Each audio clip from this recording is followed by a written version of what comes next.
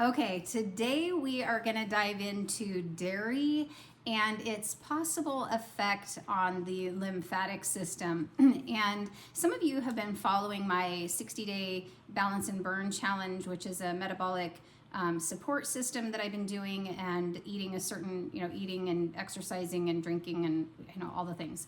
And one of the things that I love about these kinds of challenges is it causes you to get really clear, go kind of inward and pay attention to how your body is responding to foods and different things, stress, all of the different things in your life.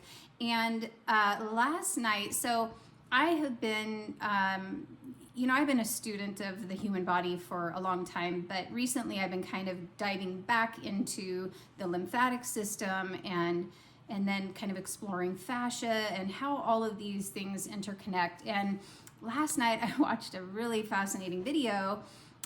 It's titled something about, I'll link it in the description below, but it was titled something like the top 3 things that are clogging your lymphatic system. And the number one thing was dairy. And I was like, ugh. And I know this, like I've read books, I've even experimented going dairy free, but it's been a really long time, right? And I know that dairy is an issue for some people, but I found myself with dairy being a daily part of my life. I'm drinking milk, it's organic milk. I don't have raw milk right at the moment, but I think, and then in the last few days, I kind of had brought cottage cheese back, and I was eating cottage cheese, and I noticed an uptick in my inflammation, like in the morning, that inflammation, I noticed an uptick from the cottage cheese. And so when I watched that video, she invites people to do a 21-day fast from eating dairy, like eat no dairy. And then on day 22, eat as much dairy as you want. And I'm thinking, well, I might skip that part.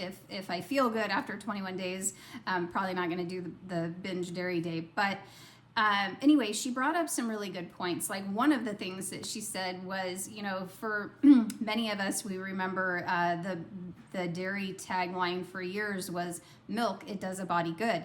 And that they had to change that to got milk because it doesn't always do a body good, right?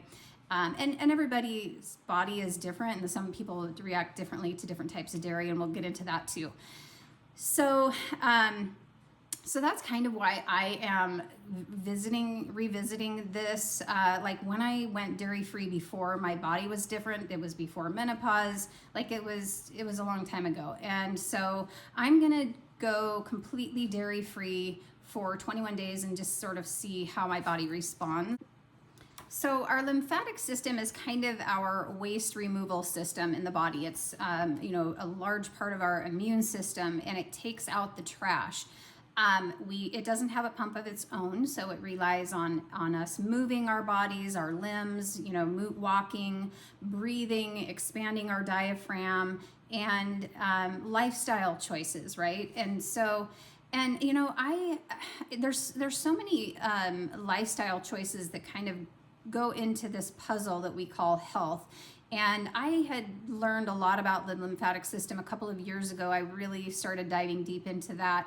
And I was, doing the big 6 and, moving lymph and doing all of those things, and detox baths and saunas and gua sha, and all of those things are pieces of the puzzle. They are helpful, but if you're still eating things that are creating inflammation in the body and creating excess mucus production, we have to sort of pull all these threads together.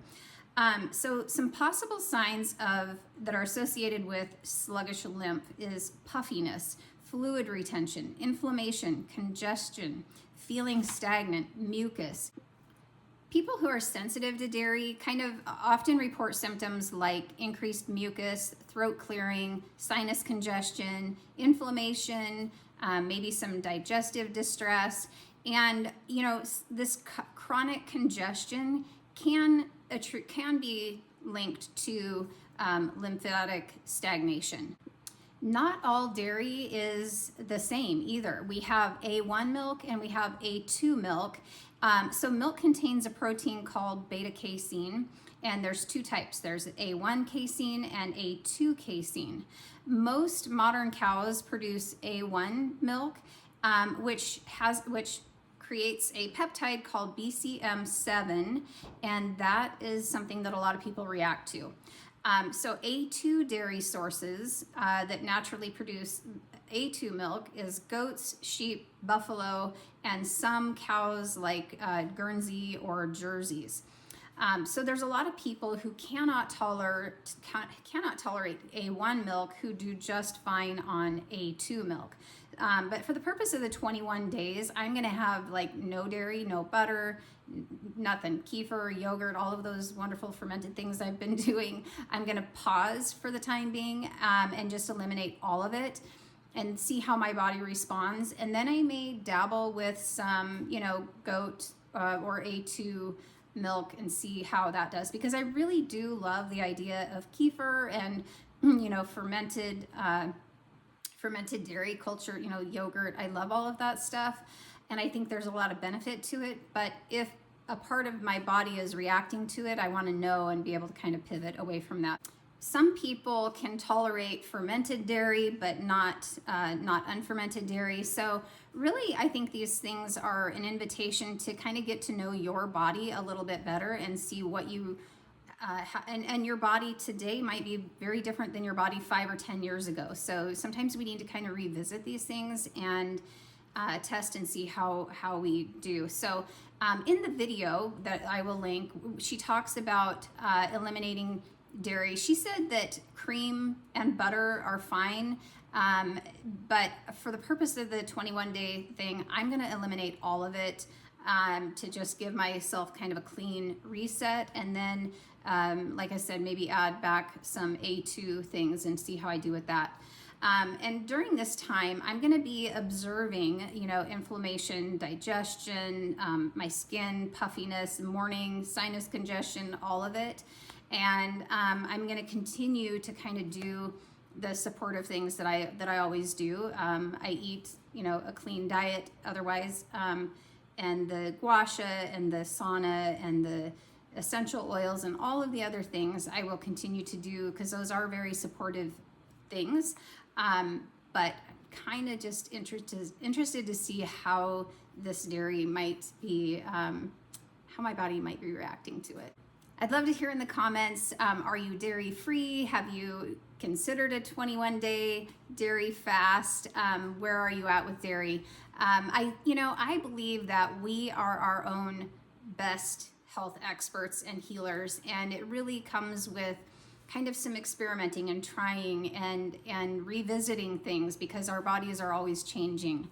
But these are just those self-care practices. That's another thing this same lady said, self-care is the new healthcare, and I could not agree more. Like, I feel like the age of the expert is dying, and that we've watched over the past several years where the experts kind of got it wrong a lot, right? And I feel like we need to educate ourselves and continue to study and implement and tweak and learn and take that power back. I certainly read and study and explore and have many teachers in the health arena. But at the end of the day, my body is my temple, and it's my job to care for my body. And so I think these challenges give us an opportunity to just kind of get a little bit more in tune with what is serving us and what is not serving us. And at the end of the day, I think that's what the health journey is about, is releasing and letting go of the things that are not serving us. So anyway, thank you for watching. I'd love to hear in the comments below your thoughts, and I will see you in the next video.